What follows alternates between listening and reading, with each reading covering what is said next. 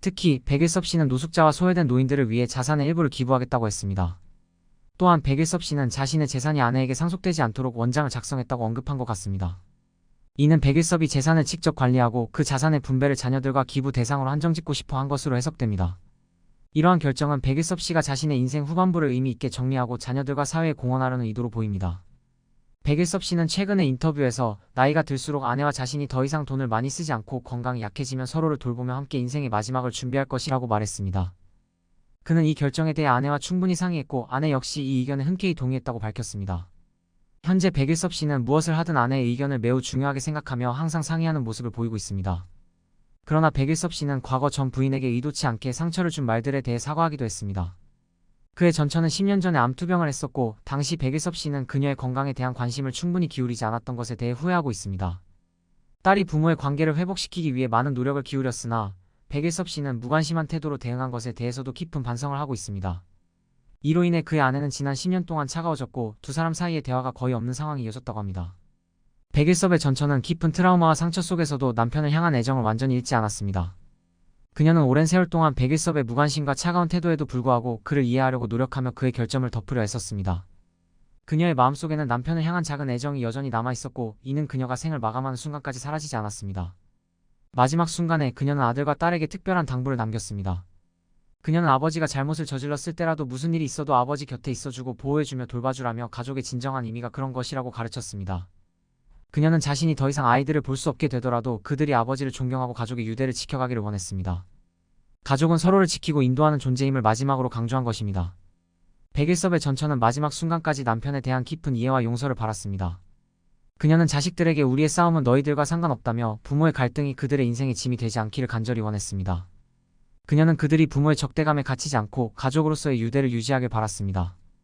백일섭의 전처는 자식들에게 아버지의 과거와 상처를 이야기하며 그가 오늘날의 모습으로 변한 이유를 이해해주기를 바랐습니다. 그녀는 남편이 무관심과 차가운 태도에도 불구하고 그를 원망하기보다는 오히려 그의 상처와 인생을 더 깊이 이해하려 했습니다. 그녀는 백일섭이 왜 무관심한 남편과 아버지가 되었는지 설명하며 자식들이 아버지를 미워하기보다는 그의 인생을 받아들이고 용서해주기를 간절히 바랐습니다. 마지막으로 그녀는 이것이 내가 너희에게 드리는 마지막 소원이다라며 가정의 화목과 자식들이 아버지와의 관계를 회복하기를 진심으로 바랐습니다. 있었습니다. 백일섭은 그 주소 하나만을 가지고 어린 마음에 고향을 떠나기로 결심했습니다. 그는 집에 대한 애착도 없었고 어머니와 함께 살겠다는 단 하나의 희망만을 품고 길을 떠났습니다. 그는 여수에서 석탄 열차를 타고 14시간을 달려 서울로 향했습니다. 그리워하던 어머니와의 재회를 기대하며 서울에 도착했지만 그의 어머니는 이미 새아버지와 재혼한 상태였습니다. 백일섭은 여수에서 이미 상처를 입었고 서울에서는 또다시 새로운 상처를 마주하게 되었습니다. 어린 시절의 고통과 혼란은 그의 성장기 내내 그를 따라다녔습니다. 결국 그는 이러한 상처와 외로움을 극복하고 1965년에 KBS 탤런트로 연예계에 입문했습니다. 데뷔와 동시에 큰 성공을 거두었고 무명 시절도 거의 없었습니다. 하지만 그의 어린 시절의 아픔과 상처는 그의 인생 전반에 걸쳐 영향을 미쳤습니다.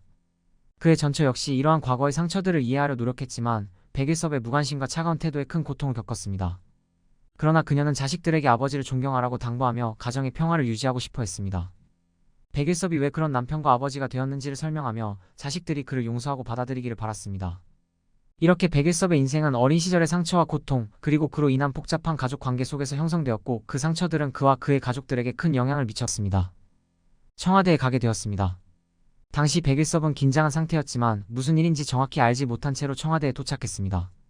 그곳에서 그는 예상치 못한 만남을 가졌고 그 자리에서 그가 저지른 잘못이나 오해에 대한 이야기는 없었습니다. 대신 그에게 한 가지 당부가 전해졌습니다. 그 이후 백일섭은 그 일이 일종의 우연이거나 당시 권력층과의 작은 인연에서 비롯된 사건이라고 생각하게 되었습니다.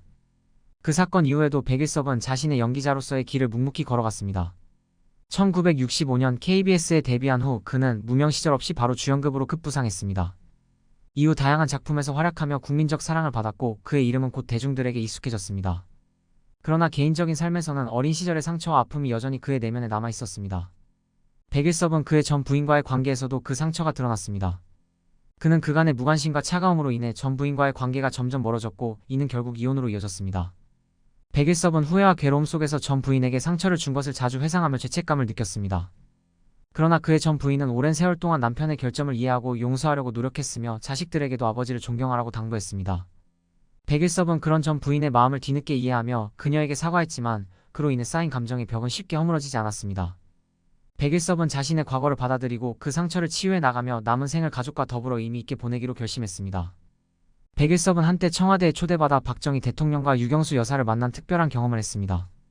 그 자리에서 그는 대통령 부부와 함께 점심을 먹으며 대화를 나누었는데 당시 상황에 대한 긴장감이 매우 컸다고 전해집니다. 박정희 대통령의 아들 박지만이 백일섭, 송창식, 윤영주 등의 연예인을 좋아했기에 초대받았다고 합니다. 백일섭은 청와대 식당에서 대통령 부부와의 식사를 준비하며 특히 유경수 여사의 친절한 배려를 기억하고 있습니다. 서양 음식을 먹는 것이 익숙하지 않아 스테이크를 자르는데 어려움을 겪었을 때 유경수 여사는 직접 그를 도와 고기를 썰어 그의 접시에 담아주었습니다. 이 일화는 백일섭에게 큰 감동으로 남았다고 합니다. 그 후에도 유경수 여사는 백일섭에게 여러 가지 질문을 하며 대화를 이어갔고 식사를 마친 후에는 귤을 선물로 주었다는 따뜻한 일화도 전해집니다. 이처럼 백일섭은 당시 많은 사람들에게 인기를 얻으며 연예인으로서도 많은 활동을 이어갔습니다. 그는 MBC 드라마 아들과 딸에서 주인공을 맡아 대중에게 큰 사랑을 받았고 또한 우르사의 모델로도 오랜 기간 활동하면서 인기를 지속했습니다. 해당 내용은 백일섭이라는 배우와 그가 겪었던 일들에 대한 이야기인 것 같습니다. 백일섭이 과거에 인기를 끌었던 시기와 관련된 이야기로 그의 인생에서 여러 굴곡을 겪었던 부분을 다루고 있습니다. 백일섭은 한때 드라마와 노래로 인기를 끌었지만 이후 사업에서 사기를 당해 큰 손해를 보기도 했다는 점이 드러납니다. 그는 술과 사람을 좋아하는 성격으로 남에게 기분 나쁜 말을 하느니 차라리 손해를 보는 것을 선호했다고 언급됩니다. 또한 골프장에서 특정 인물과의 만남이나 그와 관련된 일화들도 포함되어 있습니다. 이야기 속에는 법조계에 몸담았던 인물들의 과장된 주장이나 거짓말도 등장하며 사회적 관계와 속임수에 대한 부분도 담겨 있습니다. 이 내용이 전달하려는 메시지는 아마도 인생의 부친과 관계에서의 교훈일 수 있습니다.